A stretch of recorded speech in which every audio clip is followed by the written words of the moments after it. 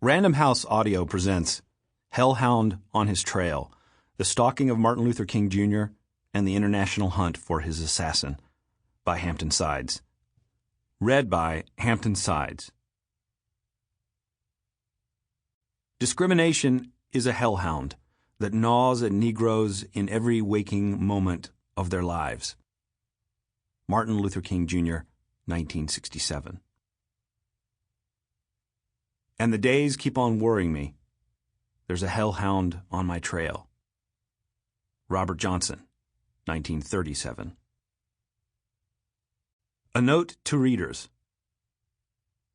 I was just a kid when it happened, 6 years old, living in a rambling brick house on Cherry Road close by the Southern Railway.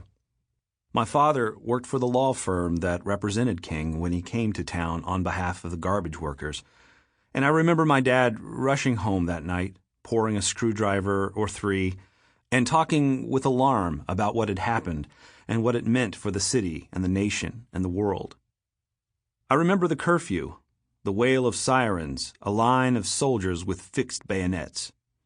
I remember seeing tanks for the first time. Mainly, I recall the fear in the adult voices coming over the radio and television, the undertow of panic as it seemed to everyone that our city was ripping apart. 4 days after the assassination, Coretta Scott King arrived in Memphis wearing her widow's veil and led the peaceful march her husband could not lead.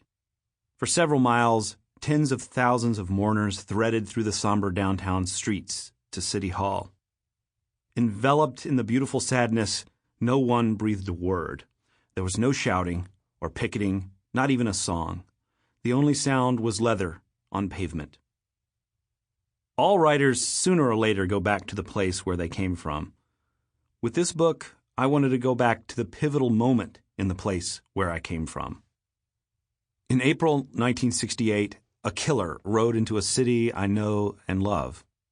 He set himself up with a high-powered rifle a few blocks from the Mississippi River and took aim at history. The shockwaves still emanate from room 306 at the Lorraine Motel and continue to register across the globe. The Lorraine has become an international shrine visited by the likes of the Dalai Lama and Nelson Mandela and the boys from U2, a holy place. People come from all over the world to stand on the balcony where King stood, squinting in the humidity, surveying the sightlines of fate. They tried to imagine what really happened and what larger plots might have been stirring in the shadows. The first writer I ever met, the great Memphis historian Shelby Foote, once said of his Civil War trilogy that he had employed the novelist's methods without his license. And that's a good rule of thumb for what I've attempted here. Though I've tried to make the narrative as fluidly readable as possible, this is a work of nonfiction. Every scene is supported by the historical record. Every physical and atmospheric detail arises from factual evidence. And every conversation is reconstructed from documents. I've consulted congressional testimony, newspaper accounts, oral histories, memoirs, court proceedings, autopsy reports, archival news footage, crime scene photographs, and official reports filed by the Memphis authorities, the FBI, the U.S. Justice Department, the Royal Canadian Mounted Police, and Scotland Yard. Along the way, I've conducted scores of personal interviews and traveled tens of thousands of miles from Puerto Vallarta to London, from St. Louis to Lisbon. Readers who are curious about how I constructed the narrative will find my sources cited in copious detail in the notes and bibliography of the printed version of this book. As for King's assassin, I've let his story speak for itself. Whether witlessly, incidentally, or on purpose, he left behind a massive body of evidence. Much of my account of his worldwide travels comes from his own words. The rest comes from the record. The killer left his fingerprints, both literal and figurative, over everything. Hampton Sides, Santa Fe, New Mexico.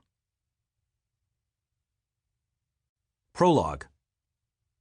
Number 416J. April 23rd, 1967, Jefferson City, Missouri. The prison bakers sweated in the glare of the ovens, making bread for the hungry men of the Honor Farm. Since dawn, they prepared more than 60 loaves, and now the kitchen was redolent with the tang of yeast as the fresh bread cooled on the racks before slicing. A guard, armed but not very vigilant, patrolled the galley perimeter. One of the bakers on this bright Sunday morning was prisoner number 00416J, a slender, fair-skinned man in his late 30s whose raven hair was flecked with gray at the sideburns. Beneath the flour-dusted apron, he wore his standard-issue garb, a green cotton shirt, and matching pants with a bright identifying stripe down the outseam. Convicted of armed robbery in 1960, 416J had served 7 years inside the Missouri State Penitentiary at Jefferson City. Before that, he'd put in 4 grim years in Leavenworth for stealing and fraudulently cashing several $1,000s worth of postal money orders. He'd spent most of his adult life behind the bars of one jail or another and had become a stir-wise creature, canny to the ways of prison survival. More than 2,000 inmates were crammed inside Jeff City, this vast Gothic bastille, which, upon its founding in 1836, was the first U.S. prison west of the Mississippi. Over the decades, it had developed a reputation as a school for rogues and as one of America's most violent prisons. In 1954, a team of corrections experts described riot-prone Jeff City this way: "Square foot for square foot, it is the bloodiest 47 acres in America." Yet the prison complex was set in a lazy, almost bucolic part of the Midwest. Beyond the limestone walls, tugboats churned through the Missouri River, and V's of geese honked in the haze along the flyway towards summer haunts. Freight trains could often be heard singing out their whistle sighs as they clacked and heaved on the old tracks that ran beside the river. At Jeff City, 416J had spent a lot of time looking out over that countryside, dreaming of how to get himself there. He'd become an old hand in the bakery. He had done kitchen work for years and never made any trouble. In fact, he scarcely drew any attention to himself at all.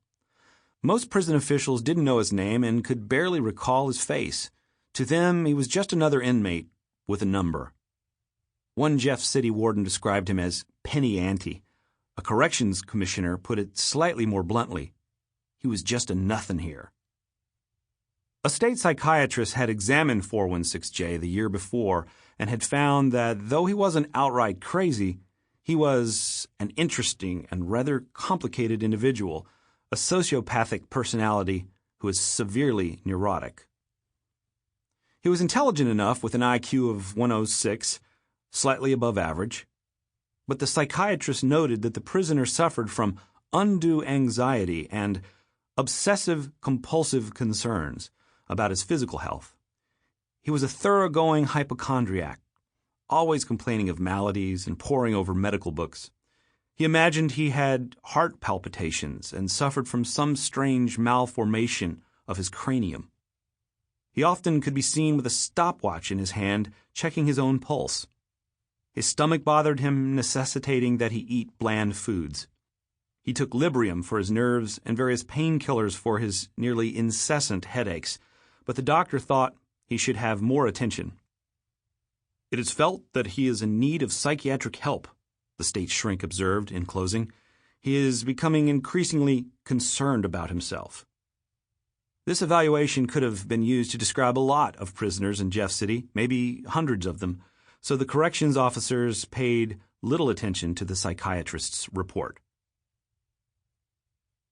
If the guards had been watching him closely during the past few weeks of April 1967, they would have observed that 416J was behaving strangely. He'd been plowing through travel books about Mexico and checked out an English-Spanish dictionary from the prison library. He experimented with making his skin darker by applying a walnut dye. He drank considerable quantities of mineral oil, one of the many odd health remedies he swore by, and stayed up far into the night, his mind racing with ideas. Often as not, those ideas were fueled by amphetamines, which by whatever name, speed, bennies, splash, spaniels, were rife inside the walls of Jeff City. Sample complete. Ready to continue?